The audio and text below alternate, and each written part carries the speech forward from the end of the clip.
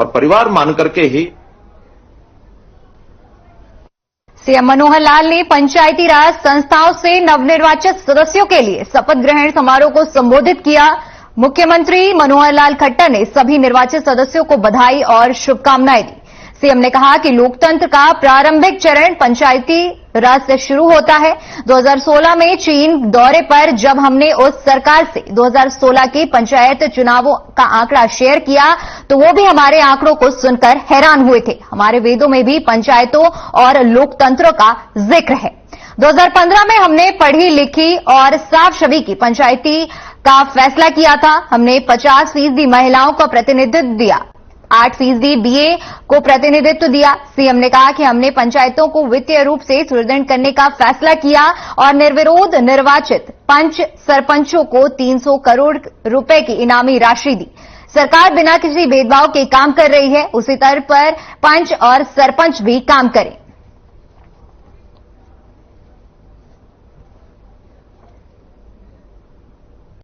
सभी का प्रतिनिधि हूं, न कि केवल गांव की अपनी आय इनकम कैसे बढ़े। हमारे यहाँ जो स्टाम्प ड्यूटी का 2% का पैसा है, उसमें 1% का पैसा सीधा पंचायतों को, पंचायत समितियों को और जिला परिषदों के खातों में जाएगा और शेष 1% जहां कम रहेगा वहां भी देने का प्रावधान हमने किया है। प्रदेश सरकार उन्हीं गांवों में और जिला परिषद पंचायत समितियों में वो पैसा 1% बांटेगी जहां की अपनी आय बहुत कम है, ताकि विकास के काम में वो भी पीछे न रह सकें।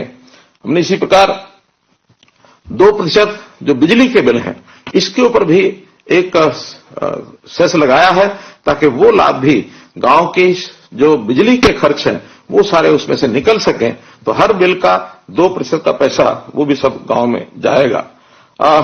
इस बार जैसे पंचायतें सर्वसम्मति बहुत सी चुनी गई हैं, उनके लिए भी हमारे मंत्री जी ने जैसे बताया है, ग्राम पंचायत सर्वसम्मति से 11 लाख रुपया, सरपंच सर्वसम्मति से 5 लाख रुपया और पंच जितने भी सर्वसम्मति से चुने जाएंगे सबके 50-50 हजार रुपया और पंचायत समिति का सदस्य 2 लाख रुपए, जिला परिषद का सदस्य 2 लाख रुपए, ये प्रावधान भी हमने किए हैं ताकि ये पैसा गांव के विकास में सीधा सीधा काम आ सके। और देखिए कितना बड़ा लाभ गांव के लोगों ने इसमें उठाया है। जैसा बताया गया कि 40,000 से ऊपर लोग सर्वसम्मत चुने गए हैं और लगभग 300 करोड़ रुपया ये राशि ग्रामीण क्षेत्र के अंदर इस विकास के लिए उपलब्ध कराई जाएगी। मित्रों, गांव की एकता, इसको भी हमको बनाकर रखना, सुनिश्चित रखना है। सामान्यतः पंचायतों के चुनाव में या कोई भी चुनाव हो, उसमें कुछ गुटबंदी भी सामने कभी कभी आ जाती है। अच्छी बात तो यह है कि 60% सर्वसम्मति होने के बाद शेष 40% जो पंचायतें हैं उनकी ही ये चिंता का विषय हो सकता है। हरियाणा में हम सारे समाज को एक करके जैसा देखते हैं, बिना किसी भेदभाव के, कहीं से भी किसी भी पार्टी का, किसी भी विचारधारा का कोई विधायक चुन के आता है, हम वर्ष भर में या तो 5 वर्ष के जो विकास कार्य हैं बिना किसी भेदभाव को वहां करते हैं। मेरा यही एक निवेदन आपसे रहेगा कि हम भी अपना जो चुनाव क्षेत्र है, चाहे वो पंचायत का, सरपंच का पूरा गांव होता है, बाकी सबके अपने अपने वार्ड होते हैं। अब आगे चल करके जिला परिषद पंचायत समितियों में चेयरमैन, वाइस चेयरमैन बनेंगे, उनका भी पूरा क्षेत्र, वहां की जनता उन सबको अपना परिवार माने और परिवार मान करके ही हम सबकी सेवा के भाव से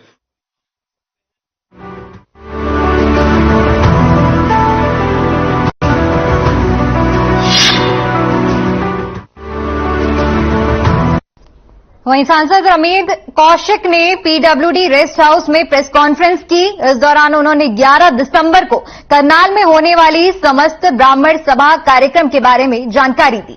कार्यक्रम के बारे में जानकारी देते हुए उन्होंने बताया कि मुख्यमंत्री इस कार्यक्रम के मुख्य अतिथि होंगे।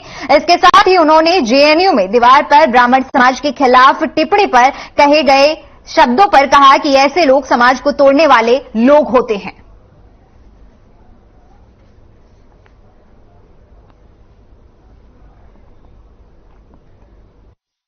वैसे वादा करता 11 तारीख को करनाल में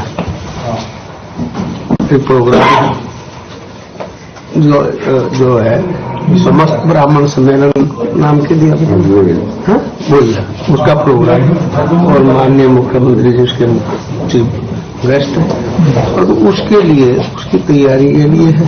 अब लोगों ने, क्योंकि उसमें सब लोग ज्यादा से ज्यादा संख्या में पहुंचे और मुख्यमंत्री जी के विचार सुने, वो करे, तो उसके लिए है मुख्य रूप से। तो सारी दुनिया ने कुछ नहीं पता।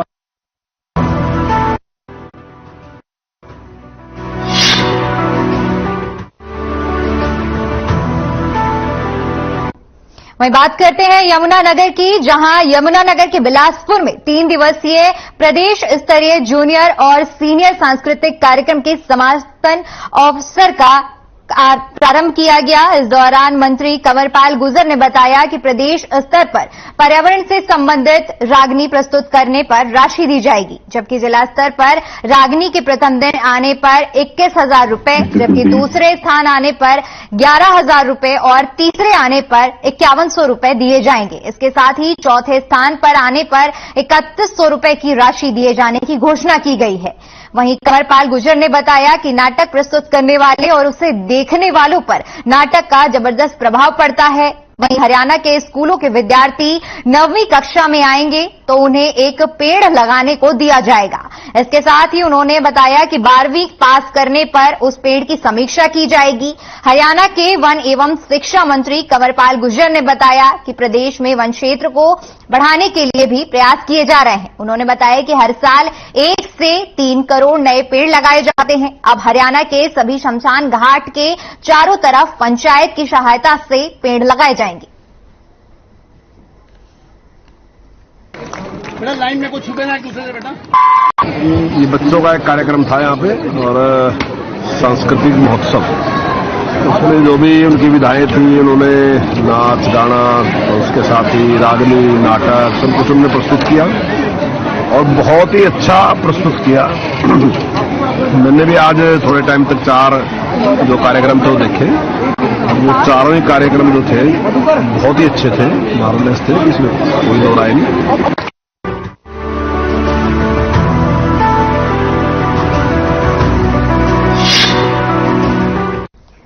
पानीपत के इसराना में विजिलेंस टीम ने सहायक फोरमैन को 6,000 रुपए की रिश्वत लेते हुए रंगे हाथों पकड़ा है। बिजली चोरी में लगे जुर्माना कम करने के नाम पर 6,000 रिश्वत लेते सहायक फोरमैन रंगे हाथों गिरफ्तार किया गया है। आपको बता दें कि सहायक फोरमैन के पास से रिश्वत की रकम भी बरामद की गई है। आरोपी सहायक फोरमैन इसराना बिजली विभाग कार्यालय में काम करता था। आरोपी की पहचान महेंद्र सिंह दयानंद निवासी आदियाना के रूप में हुई है। बताया जा रहा है कि कुछ दिन पहले बिजली विभाग इसराना द्वारा गांव कुराना में बिजली चोरी पकड़ी गई थी।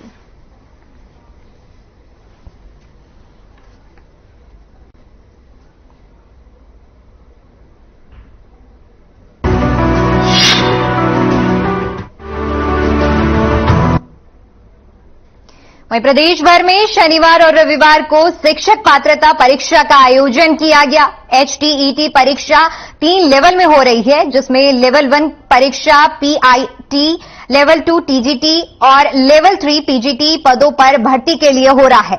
वहीं परीक्षा के दौरान नकल को रोकने के लिए शिक्षा बोर्ड ने CCTV कैमरे से चुस्ती से नजर बनाए रखी।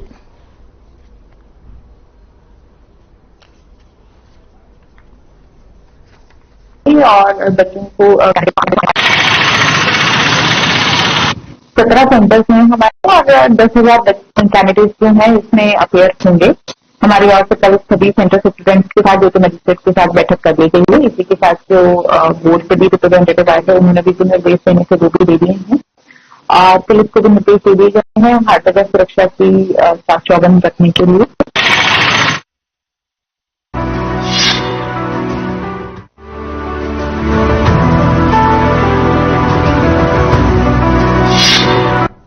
सोनीपत में जिला स्तरीय गीता जयंती में जिला बागवानी विभाग द्वारा प्रगतिशील किसानों की फल और सब्जियां अपने स्टॉल पर लगाई गई। जिले के 10 से ज्यादा प्रगतिशील किसान आधुनिक खेती कर कई गुना मुनाफा कमा रहे हैं और जहर मुक्त खेती करने वाले किसानों की पैदावार भी बाजार में डिमांड बढ़ रही है। वहीं स्टॉल पर रखे हुए कई प्रकार के फल और सब्जियां आकर्षण का केंद्र बनी हुई हैं।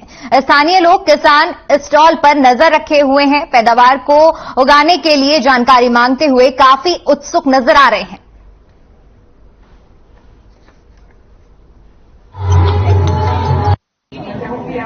जिला बागवानी सोनीपत की तरफ से ये स्टॉल आज गीता जयंती महोत्सव के ओकेजन पर लगाई गई है और इसमें जो ये प्रोड्यूस है ये लगभग हमारा जो 10 से 15 प्रगतिशील किसान है जिला सोनीपत के, उनके द्वारा सीधा खेत से यहाँ पे हमारे द्वारा उपलब्ध करवाया गया है।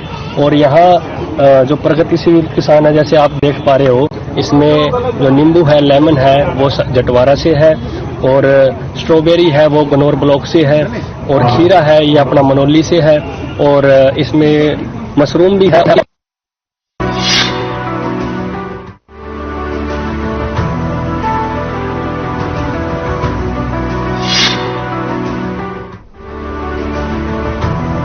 वहीं इस वक्त की बड़ी खबर आ रही है, आपको बता दें कि सोनीपत से इस वक्त की बड़ी खबर है जहां पर एक हादसा हो गया है। NH 44 पर ये बड़ा हादसा हुआ है जहां पर सोनीपत में ये हादसे की खबर सामने आ रही है। सोनीपत में शव के ऊपर से गुजरते हुए वाहनों की इस वक्त की जो बड़ी खबर है, ये मामला है देर रात का, जहां पर NH 44 पर एक शव के ऊपर से गाड़ी निकलने का मामला सामने आ रहा है। तो आपको बता दें कि सोनीपत से इस वक्त की बड़ी खबर आ रही है जहां पे शव के ऊपर से एक वाहन गुजर गया है। NH 44 का ये मामला है जहां पर लाइट ना होने की वजह से एक शव के ऊपर से गाड़ी गुजर गई है। सोनीपत की ये खबर है, हम आपको टीवी स्क्रीन पर तस्वीरें दिखा रहे हैं जहां पर आप देख सकते हैं कि एक जो लाइट ना होने की वजह से अंधेरे में NH 44 की ये घटना है जहां पर शव के ऊपर से एक वाहन निकल गया है और लोगों ने अपने मोबाइल फोन की लाइट की मदद से उजाला किया क्योंकि उस रोड पर किसी भी तरह की लाइट की व्यवस्था नहीं थी। सोनीपत के NH 44 की ये घटना है जहां पर एक शव के ऊपर से कई वाहन निकलते गए क्योंकि लाइट नहीं थी उस रास्ते पर। तो इस वक्त की बड़ी खबर सोनीपत से आ रही है जहां पर लाइट न होने की वजह से वाहन शव के ऊपर से लगातार निकलते गए हैं। सीधा तस्वीरें हम आपको दिखा रहे हैं हमारी टीवी स्क्रीन पर। आप देख सकते हैं कि किस तरह से लाइट ना होने की वजह से वाहन लगातार निकलते गए और जो वहां पर स्थानीय लोग खड़े हैं वो मोबाइल फोन की मदद से टॉर्च दिखा रहे हैं लोगों की जो गाड़ियां निकल रही हैं, क्योंकि आप देख सकते हैं किसी भी तरह की लाइट की व्यवस्था नहीं थी।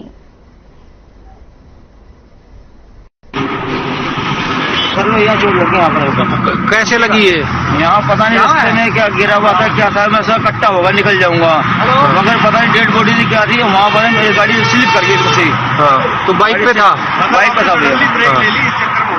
तो फिर आदमी मरा मिला फिर वहाँ? अब आदमी था क्या था मुझे नहीं पता, मैं स्लिप खा गया, मैं गाड़ी गिर गया।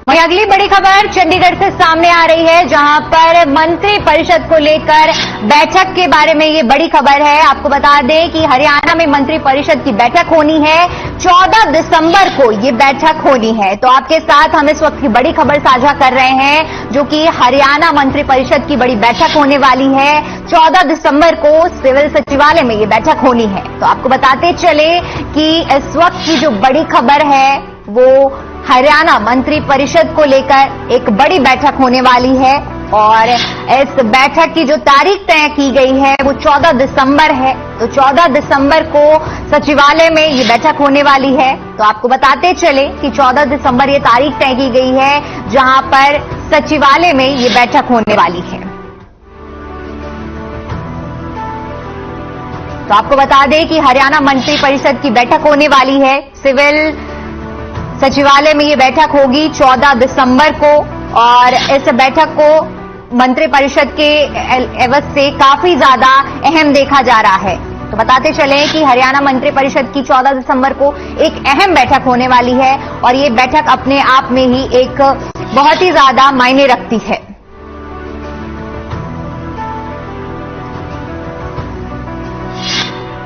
तो इस वक्त की बड़ी खबर हरियाणा मंत्री परिषद की 14 दिसंबर को सिविल सचिवालय में बैठक होने वाली है। मंत्री परिषद की ये जो बैठक है ये अपने आप में ही एक अहम बैठक होने वाली है। 14 दिसंबर को ये बैठक होगी और जिसमें मंत्रिपरिषद के जो तमाम मुद्दे होंगे उनको लेकर ये बैठक होने वाली है और क्या कुछ निकलकर सामने आएगा, अब ये 14 दिसंबर को बैठक होगी।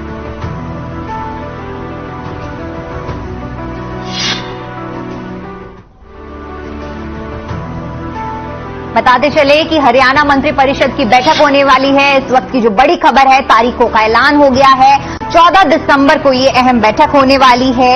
सिविल सचिवालय में ये बैठक होगी। 14 दिसंबर को ये अहम बैठक होने वाली है।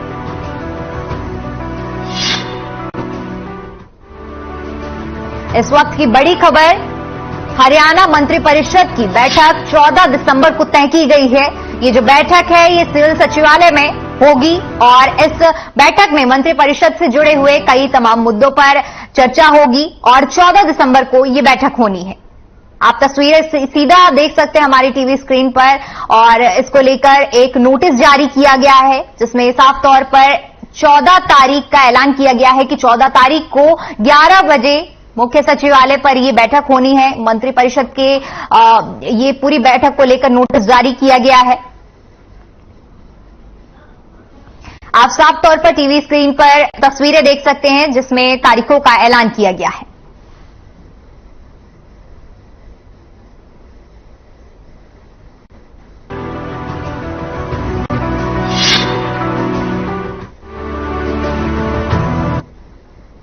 वहीं समालखा बार एसोसिएशन ने इलेक्शन नॉमिनेशन फॉर्म वापस लेने का आयोजन किया गया, जिसमें प्रधान पद के लिए सचिन वकील, जसवीर सिंह, सुरेंद्र कुमार ने नॉमिनेशन फॉर्म वापस लिया। इन तीनों उम्मीदवार के नामांकन फॉर्म वापस लेने के बाद भगत सिंह छोकर वकील के निर्विरोध पद के लिए चुने गए हैं। वाइस प्रधान पद के लिए रोहताश कुमार वकील अपना नॉमिनेशन फॉर्म विड्रॉ किया था और रोहताश कुमार वकील ने विड्रॉल करने के बाद विशाल भारद्वाज वकील को निर्विरोध वाइस प्रेसिडेंट चुन लिया गया है।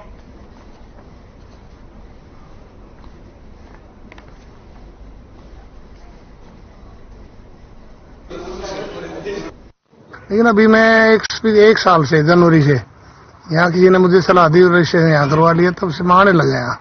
तो मुझे अच्छा लग गया कि ये एक ऐसी जगह है जहाँ पर न्याय मिलता है और हर दुखी को यहाँ आगे सुख मिलता है। और ये वकील तो ऐसा हमारा मीडिएटर है, हमारे लिए काम, समाज के लिए काम करने की कड़ी है कि जो है ना संघर्ष करके न्याय दिलाना काम करते हैं।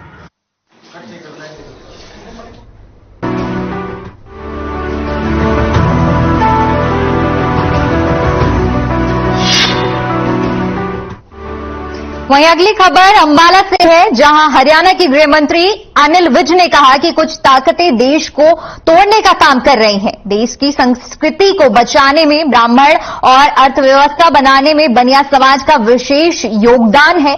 जेएनयू की दीवारों पर ब्राह्मण और बनिया विरोधी नारे बहुत ही घातक हैं, क्योंकि ब्राह्मण हमारे देश के धर्म और संस्कृति को जिंदा रखते हैं और बनिया देश के व्यापार में अहम भूमिका अदा करते हैं। नारे लिखने वाले ने देश की संस्कृति और व्यापार पर प्रहार किया है। ऐसी सोच को कुचल देना चाहिए। यहां देश को तोड़ने की कोशिश की जा रही है, जिसे किसी भी कीमत पर बर्दाश्त नहीं किया जाएगा।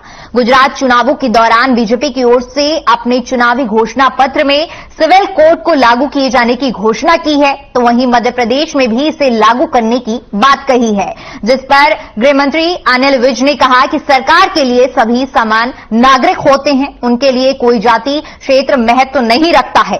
इसीलिए कहा जाता है कि इस सिविल कोड कानून को सभी पर लागू किया जाना चाहिए।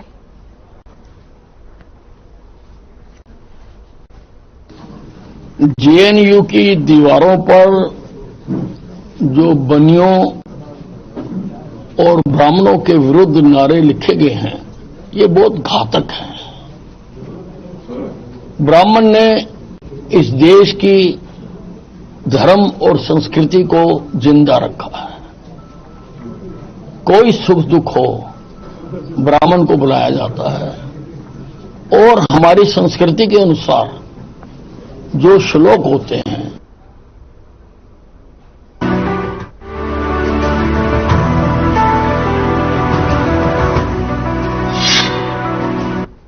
वहीं कुरुक्षेत्र के जयराम विद्यापीठ गीता जयंती महोत्सव के अवसर पर सामूहिक विवाह का आयोजन किया गया।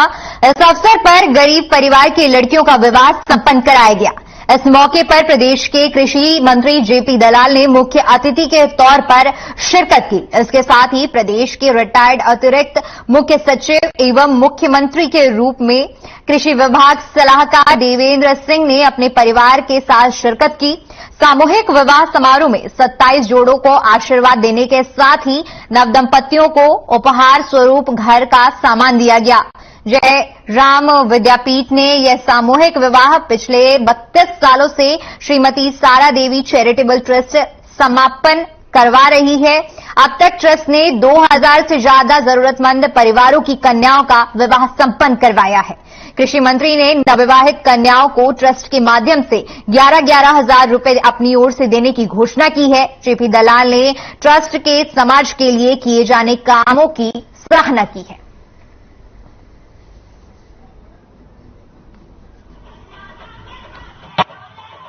आज गीता की धरती जयराम आश्रम के इस प्रांगण में कन्याओं के विवाह समारोह में मैं उपस्थित हुआ और 27 कन्याओं का जो पाणी ग्रहण संस्कार इस आश्रम के अंदर हुआ। जो दानवीर सेठ हैं सारा देवी ट्रस्ट के, जो हर साल इस तरह के कार्यक्रम करते रहते हैं। ये मेरे पूज्यपाद गुरुदेव श्री देवेंद्र सुब्रमचार्य जी महाराज ने सारा देवी चैरिटेबल ट्रस्ट की तरफ से ये लगभग 33 साल से गरीब परिवार की कन्याओं का सामूहिक विवाह, जो जरूरतमंद लड़कियां हैं, तो जयराम विद्यापीठ के इस प्रांगण में इनका पाणी ग्रहण संस्कार होता है।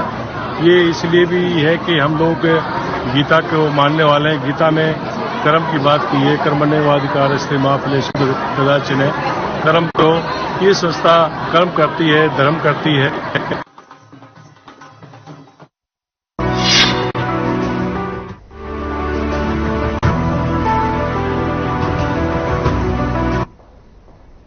वहीं अंबाला में 3 दिवसीय गीता जयंती महोत्सव की शुरुआत आज से हुई है। महोत्सव के पहले दिन अंबाला शहर से विधायक असीम गोयल ने शिरकत की।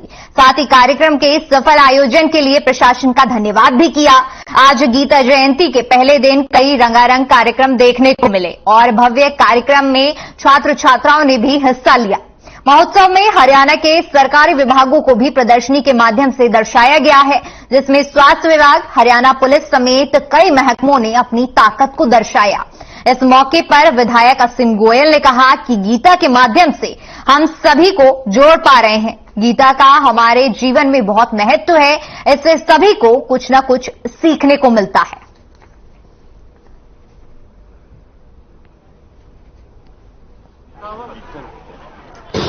एक मुझे लगता है कि एक इस तरह बड़ा पावन पुनीत कार्य और जिस तरह कुरुक्षेत्र और अम्बाला, कुरुक्षेत्र को हम मानते हैं गीता की उद्गम स्थली है, भगवान श्री कृष्ण का अपना घर रहा है और गीता जी ने पूरे हरियाणा को एक पहचान दी है। आज वो गीता जी के माध्यम से हरियाणा की पहचान अंतर्राष्ट्रीय स्तर तक जा रही है और मैं तो कहता हूं कि सरकार का इतना सुफल और सफल प्रयास है कि जिसके नाते आज हम सब बच्चों को भी, सब जनमानस को, आम जनमानस को पूरे मैं कहूंगा देश भर में नहीं, पूरे संसार भर के अंदर हम जोड़ पा रहे हैं।